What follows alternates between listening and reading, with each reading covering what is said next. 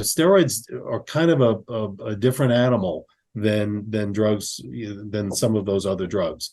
Steroids lack the more compassionate component of addiction, in the eyes certainly of most folks in the public, right? I mean, steroids are not associated with somebody lying on a subway bench. They're associated with people who maybe are more aggressive, hyper aggressive, maybe more vain, more shallow.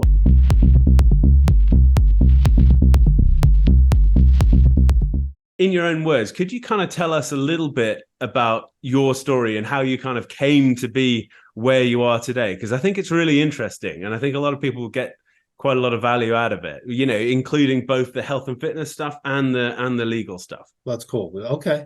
So I come initially from the background of health and fitness. I was a personal trainer. I was a competitive bodybuilder when I was in college, before even going to law school. And enjoyed that. I've always been somebody who was into physical fitness and health culture.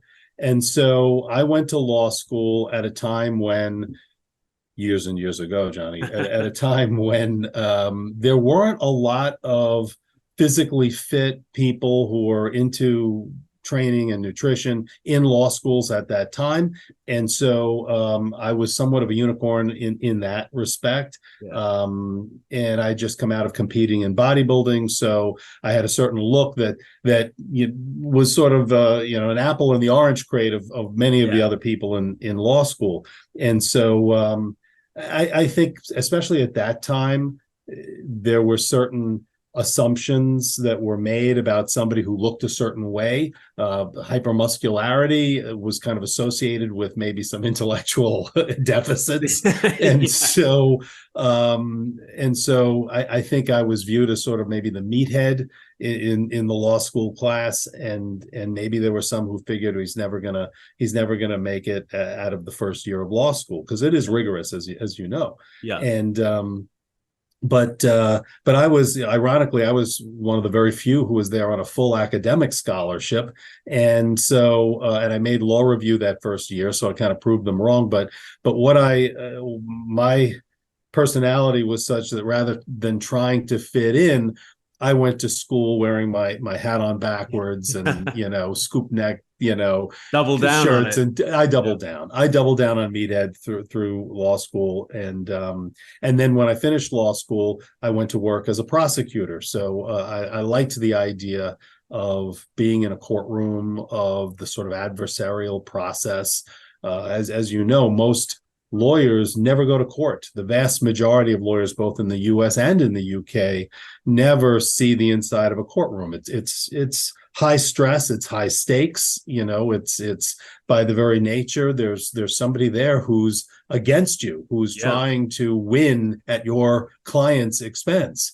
And so to me, that was thrilling. It's kind of the modern day gladiatorial arena, right? It really is adversarial, battle of wills, battle of wits, battle of intelligence. Absolutely. Yeah. And that was kind of thrilling and exciting to me. And so I prosecuted a lot of cases as a first a misdemeanor and then a felony prosecutor, putting the bad guys in jail. I liked that kind of superhero component to it.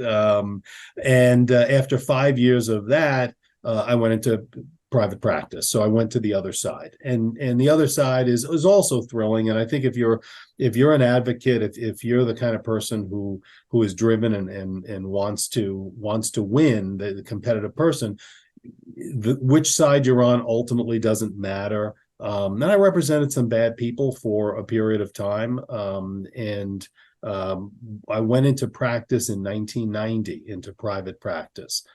And that was, ironically, just timing is everything. There's a great book by Malcolm Gladwell called Outliers, which looks at, what are the factors that make for success? Is it who your parents are? Is it hard work? Is it timing? Is it intelligence? All these different factors, and each chapter looks at a different factor. And the importance of timing is actually the point that's made in the chapter on lawyers. And lawyers are used as the example of it. Yeah. And 1990, when my shingle was hung out with two partners, was the same year that the United States Congress decided that anabolic steroids should be treated in the same control act with heroin, cocaine, methamphetamine, all the traditional narcotics and drugs of abuse. Suddenly you have this hormone and its analogs put into this law that deals with these psychoactive, addictive, dependency producing drugs. And so that was sort of the timing that started my career. And in the years that followed, because of the placement of this somewhat unusual substance into an act that is typically dealing with other types of drugs, Yeah. suddenly you had all the folks who were in the gyms and in the training facilities and, all the places that as a competitive bodybuilder and personal trainer previously were my peeps, my world, suddenly found themselves thrust into a legal model that they had no idea would ever have been applied to them. And at the same time, I had already had considerable trial experience. I understood a courtroom. I understood how to try a case, how to pick a jury, how to present evidence. And so I had a skill set that would enable me to defend this population.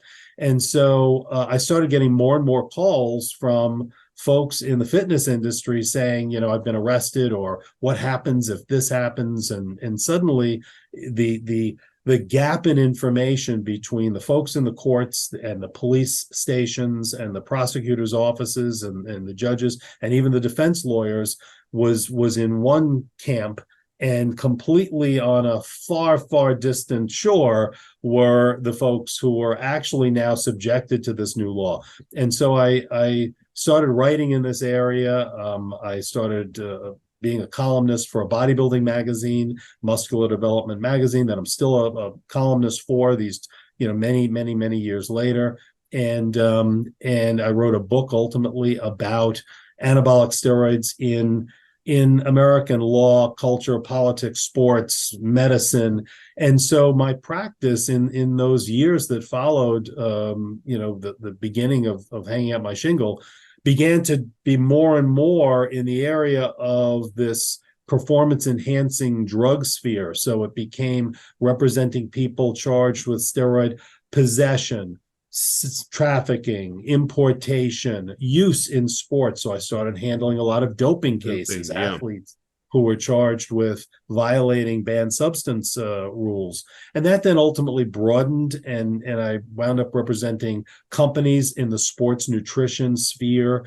And so now the majority of my practice, the overwhelming majority, is in some way related to hardcore health and fitness, whether it's representing sports nutrition companies, whether it's or more broadly natural products companies, or athletes who are involved in sports, or in folks who are trafficking in steroids, using steroids non-medically. I've represented many physicians and doctors accused of improperly prescribing steroids or other sorts of performance drugs. I've dealt with lots of cases involving growth hormone and SARMs, selective androgen receptor modulators, which are in a category here in the U.S. That's not controlled, as well as different types of peptide trafficking cases.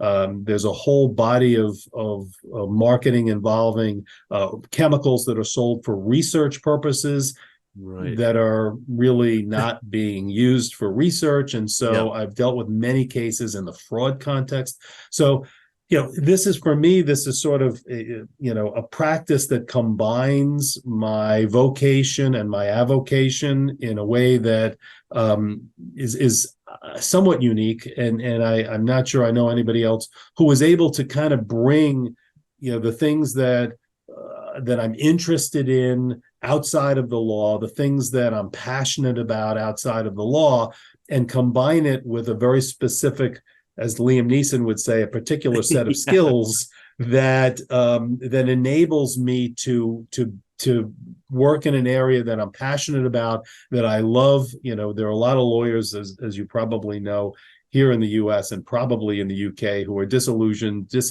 unhappy with what they do.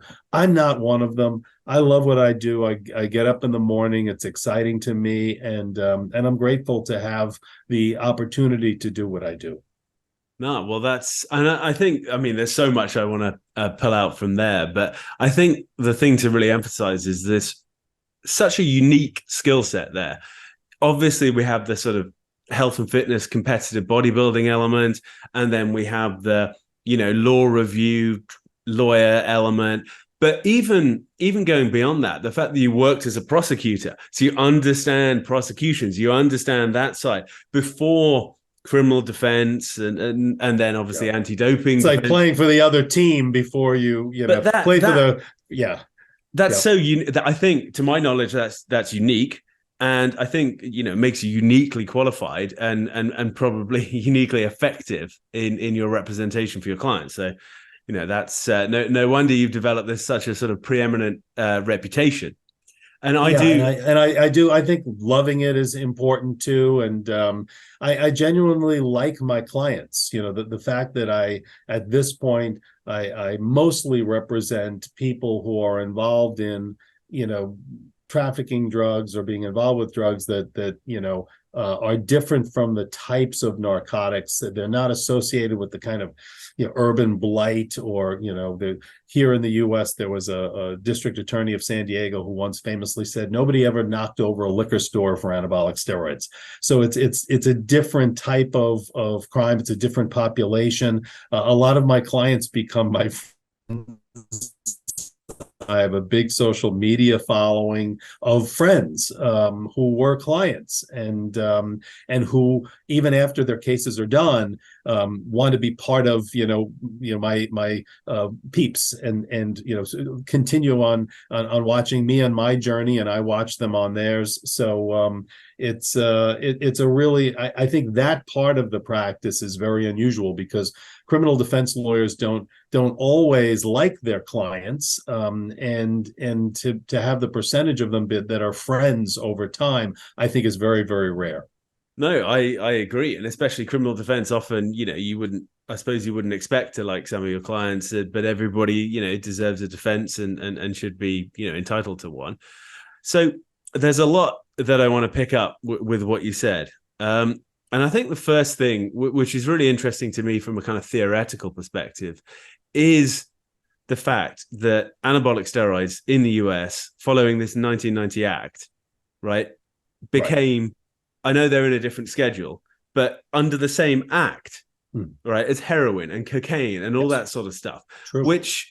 So I was just wondering if you could kind of speculate as to the kind of cultural factors behind that, because, for example, here, steroids, if you're selling steroids, then that's a criminal offense. But for possession and personal use, the penalties are nothing like, what you have in the US. And I think that's quite interesting just to note up front. And that this will also become more noteworthy when I ask you about WADA's approach versus the US domestic sports. But why do you think, what the sort of factors that it does seem odd on the face of it, right? That steroids, same act as heroin. Right. How did that happen? So in 1988, there was a Canadian sprinter by the name of Ben Johnson. Yeah. And Ben Johnson was the fastest man alive. He ran the 100 meters. He broke all the records at the Seoul Olympics, and then tested positive for Winstrol, for stanozolol. Yep. And he beat the American sprinter, Carl Lewis. Yeah. And so the sporting world went crazy particularly here in the US. You'd have this Canadian who beat the American, and then he was cheating. He was using drugs. He was, this was a chemical victory. And so there was enough brouhaha over the whole thing that the US Congress got involved, and they started holding hearings in the late 1980s to determine what should be done. How do we preserve the integrity of sports? How do we prevent athletics from becoming this contest of chemical weaponry, and where does that lead to? Yeah. And what effect will this have on the children, on young athletes who are now looking up to these professional Role or elite level models. sports as role models, and they're dopers, they're cheaters, they're violating the rules of sport by using something that they shouldn't be using. And so Congress looked at a number of different formulas, different ways of trying to prevent this from continuing to escalate. And in 1990, they decided that the solution to this would be to take steroids, testosterone and its analogs, and to relegate it to the jurisdiction of the U.S. DEA, the Drug Enforcement Administration, which is a more aggressive, or seen as a more aggressive agency, let's say, than the Food and Drug Administration. And so by putting this sort of more, by essentially adding steroids to the war on drugs, which the U.S. has always loved, at least for many years, that's the bloom is off the rose now. But certainly, I think more aggressively than Canada or the UK, the U.S. really militarized its approach to drug addiction. And so steroids were thrown into there. And interestingly, and you may know this, is that the regulatory bodies, the agencies that you would think would be the experts in this area, sent witnesses to testify to the U.S. Congress and told the U.S. Congress, steroids don't belong in the same act with heroin and cocaine and methamphetamine and Vicodin and all these, drugs that have a potential for abuse and dependency. There's no evidence at this point that steroids meet those criteria. That was the DEA actually went and sent witnesses to that effect. The Food and Drug Administration, the American Medical Association, the National Institute on Drug Abuse. You would think they would hold the most important, opinions on this issue. And the U.S. Congress, lawmakers want to do what they want to do, and they were less interested in what these agencies had to say than in the idea of either getting steroids out of sports, or some would say appearing to now take action to get steroids out of sports.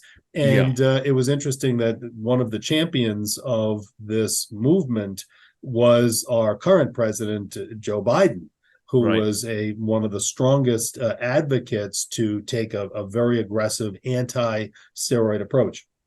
So the law went into effect in 1991 here in the U.S., and that really changed the game.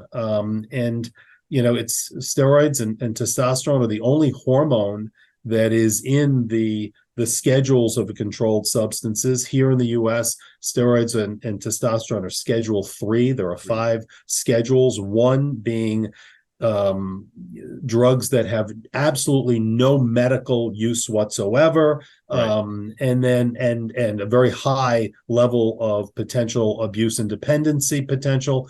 And then as it works down, it's more medical uses and lesser potential for abuse and dependency. So steroids are right kind of in the middle there.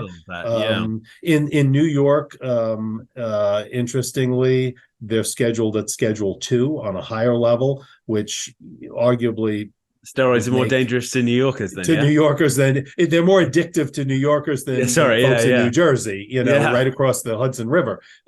Makes absolutely zero sense, but just shows somewhat, maybe highlights the randomness and arbitrariness of the process by which drugs can be scheduled, particularly how steroids were scheduled. It seems more like political posturing than really a scientific evaluation of the actual facts. And I mean, again, there's so much to kind of dig in there. So very briefly, you mentioned the sort of this difference between federal and state regulation, and New York being kind of stricter, essentially. Yes. But what about states like Colorado? So they have a reputation for being more liberal with regard to drugs, for example. Like, are steroids, are they treated differently Yeah, Yes. like how does So here in the US, every state has its own controlled substance laws and policies.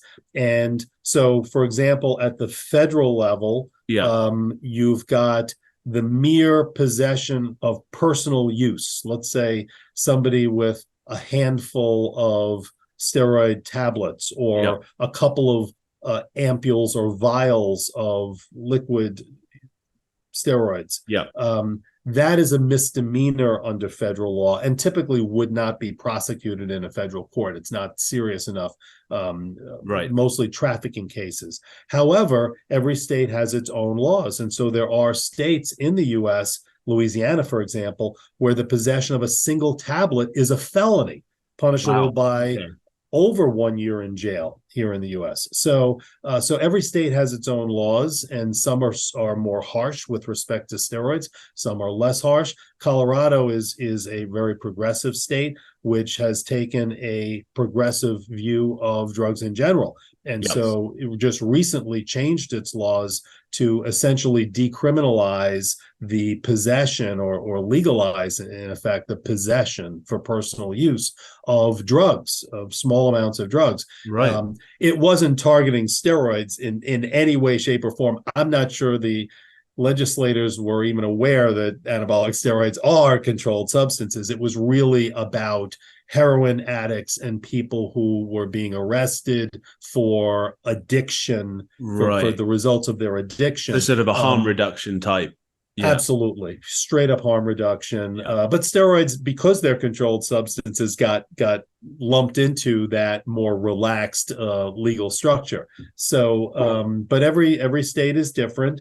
One of the issues that comes up on a state by state level for state prosecution cases of steroids typically is what amount of an amount of steroids, what volume of steroids is in and of itself inconsistent with personal use possession and indicative of an intent to distribute. And that's a key factor, because the difference between personal use possession and intent to traffic possession can mean the difference between a misdemeanor and a felony, probation versus jail, a slap on the wrist versus a more serious consideration for sentencing purposes. But that would depend, you could have Mr. Olympia versus, that what might be personal use for Mr. Olympia could be quite different from, somebody right. who's more recreational, I guess. Right. And yes, absolutely. There's individual variations for sure. But there are also kind of just variations between the profile of general steroid users and crackheads or other typical. So from a acquisition and use standpoint, a crackhead is going to go out, is going to obtain enough crack to get high, to get the psychoactive effect. That wears off fairly quickly. There's no real long-term cumulative high. So you got to go out with a little more money and get yourself some more crack. That becomes, so it's this, you're never in possession as a user of huge stockpiles of crack. You're using it. If you have it, you're going to use it. Whereas steroid users are much more regimented. This is for a long term. This isn't for any immediate effect. Steroid use is for a long-term cumulative effect. So I'll take a certain amount of steroids, and very often it is very much titrated, regimented, thought out. So there'll be a X amount of volume this week. I'll increase the dosage next week, and then next week, and maybe it'll be in a pyramid over the span of a cycle of maybe 10 weeks, 14 weeks, or longer, depending on, like you say, a lower level, newer steroid user might do a shorter cycle and lesser dosage. A long-term steroid user might never come off for a whole year, and maybe would kind of cruise at a lower dose for a while, Yeah. and then ratchet it back up. And So that, it's not uncommon for a steroid user to be in possession of a prodigious amount for personal use. yeah, Steroid users don't want to get caught in the middle of this planned out cycle without stock. So you're going to stockpile it for a long period of time. And so when the police, who are used to crack cases and heroin cases, stumble upon the stash of a personal user of steroids, it may look like a pharmacy. It may look like he may look like a trafficker to the uneducated eye of a more traditional law enforcer. So I'm involved in a lot of those cases, and have been through the years, of trying to bring my experience, and I've been qualified as an expert in some cases, and have given expert letters and testimony with respect to steroids, to educate folks in the courts that what you may think is a trafficking case is really only a personal use case. And is there, I mean, this is really interesting stuff. I mean, is there a kind of, so I'm thinking, and you're uniquely qualified to comment on the general trends. So we've seen with marijuana, for example, that there's been, especially in the US, not so much here, but especially in the US, there's been this trend towards liberalization all the way to legalization, right? Right. And maybe a sort of, that might indicate that the war on drugs, for example, is perhaps not being fought as aggressively as it might have been. Is there any indications for that, with regard to performance enhancing type drugs? Well, I think in general terms, the war on drugs in the last few years has been looked at with a higher level of suspect perception.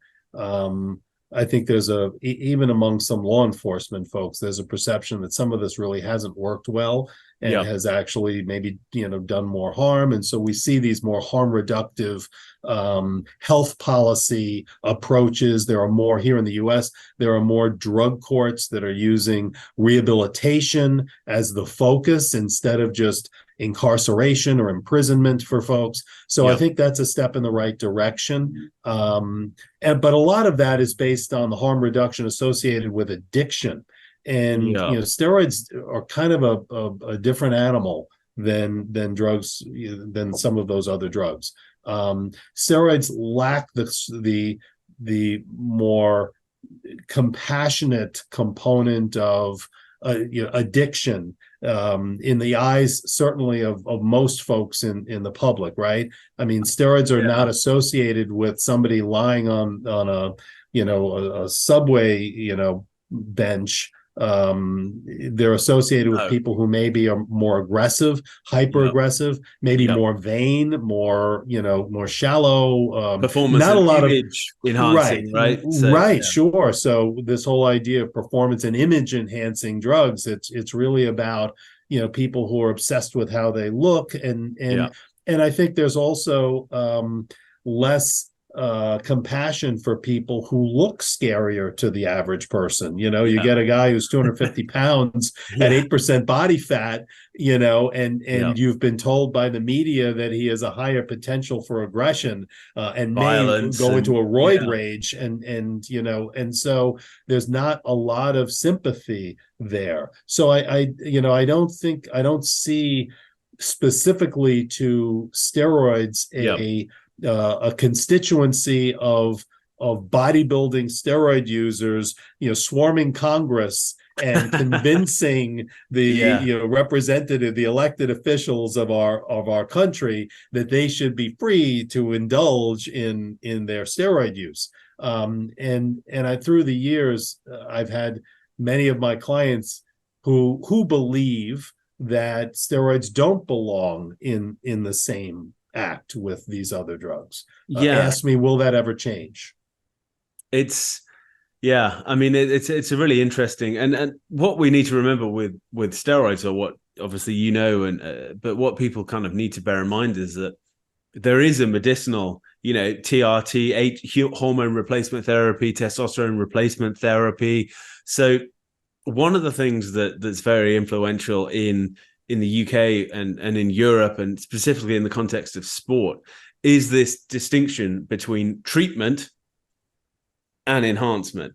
And obviously, you know very well that it's not a straight line. It's not a sort of distinct line. It's a very blurry line. It's very much subject to, you know, individual variation and all that sort of stuff. I think it's interesting to think how in the US, for example, so we've got this situation where steroids Schedule 3, and they maintain that as well, right? Didn't they revise the laws in 2004 and 14? So yes, they did. So in you know, Congress at some point realized that there was a marketing of steroids that did not fall under the jurisdiction of that 1990 law. They were called pro hormones here in the US and maybe elsewhere. They were essentially loopholed chemicals that were steroidal that would have some anabolic effects, but weren't enumerated, weren't listed in the 1990 law, and didn't fit the catch-all that was put there. And so in 2004, they revised the law, again realized, oops, that was not right either. So we've got to change that. And then in 2014, they made a more broad and encompassing law to get at more a broader array of these sort of steroidal compounds. So, and I think that law, I don't see that that's going to be changed anytime soon. I don't think it'll be relaxed. That was my next question. Yeah. Okay. So even though a lot of my clients have asked through the years, you know, Rick, is there any chance that steroids won't be controlled? And most of them, and this I think is an important thing for folks to understand, is that the vast majority of people who are using anabolic steroids non-medically, in other words, not prescribed by a doctor, not to treat a particular medical disorder. And like you said before, there are obviously medical uses for testosterone and anabolic steroids. We could go through a whole list, but essentially they are used in medicine, and obviously they're used safely in medicine, or they wouldn't be used. So, but we're talking now about the non-medical use, and what is that realistically? Well, you know, certainly Ben Johnson was the face of it, right? The athletic cheater, the guy who is, you know, when we hear steroids in the news, we hear about the Ben Johnsons. We hear about the Lance Armstrongs. We hear about the folks who, you know, the ethical, you know, moral cheaters. So that's the interesting, and again, that's the stigma. That's the stigma. And I think also the, you know, the Eastern Bloc, before the wall fell, the Eastern Bloc kind of, you know, doping of children by some of those, you know, ex-former Soviet countries. And it's interesting that steroids kind of got thrown in with that, and with that, and kind of tarnished by all that sort of ideology, tarnished by association in some ways. Yes. It's so yes, all of that helped really poison the public perception. But the I think the thing that people really need to recognize is that the Lance Armstrongs and the Ben Johnsons represent a small percentage of the folks who are using non-medically, and what used to be called performance enhancing drugs are now adapted to a new acronym of performance and image enhancing drugs, because the reality is the overwhelming percentage of folks who are using steroids non-medically are using them purely to look better. Yeah, it's the gym cosmetic drug. To look good at the 4th of July barbecue, right? Absolutely. Take off your shirt at Cancun, you know, you'll look better, you know, look better in a tight t-shirt. That is, you know, I was involved in a study a few years ago where we did a survey of some 2,000 non-medical steroid users into what their demographics and motivations and doses and drugs of choice were. It was an exhaustive study. It was published in the International Society of Sports Nutrition's journal. You can find it online. We can give them a link to it. But it's a fascinating study, and it shows that 80% of folks in that survey who were using steroids non-medically had never competed in any sport beyond what we would call little league. You know, I mean, So there's we're and they're talking adults, pure right? cosmetic. These are adults. These are, and interestingly, their steroid use began after they attained the age of 18. These were, you know, overwhelmingly not people who started drugs as teenagers. And they were not athletes. Their motivations were much more analogous to people who go for Botox, liposuction, calf implants, bicep implants, breast implants, all of which are legal and all of which have downsides and medical risks. Elective surgery, right? Yeah. Elective surgery. People have died on the liposuction table. People have had terrible negative adverse effects of breast implants. So, but yet we don't criminalize those things. We allow them and perhaps even celebrate and glorify them to some degree. Yet with steroids, I mean, it's ironic that if you were to go to your doctor here in the US, certainly, and say, Doc, I'm unhappy with the way my body looks. I have this image of myself, and I would be happier and more content in my own skin, in my own body, if I were to be more muscular, if my chest were to be more pronounced. And I'd like to do a cycle of anabolic steroids to be able to achieve that change in my phenotype, you know, to change the way I look. The doctor would say, get the heck out of my office, because that not only would that be illegal and unethical, it would be a felony for me to prescribe that for you. I'm not going to prison for that. That's crazy. And the doctor would try to talk you out of it and would say, it's the psychological. This is a psychological problem. Be happy this is the way you were born. Be happy the way you were born. Be happy the way you look. Work out. Hit your genetic potential that way. Eat right, but you don't need steroids. And if you persisted in it, the only other alternative you would have would either be to go to the black market to get steroids. And obviously, when you limit a legitimate source of supply of something that is demanded, there'll be a black market. And so the Anabolic Steroid Control Act, ironically, ballooned the black market, obviously, and lowered the safety from a harm reduction standpoint. It just was horrific. Not in the hands of medical providers now, right? Not in the hands of medical providers, not coming out of pharmacies, not pharmaceutical grade quality products that were made in a big manufacturing facility for big pharma. Now it's made in somebody's kitchen or imported from raw powders in China. Much more dangerous. You know, I'm not so sure those sorts of laws are effective ever, but the only other alternative would be to go to a plastic surgeon, and that you could do. You could have breast, chest implants, bicep implants, also calf implants,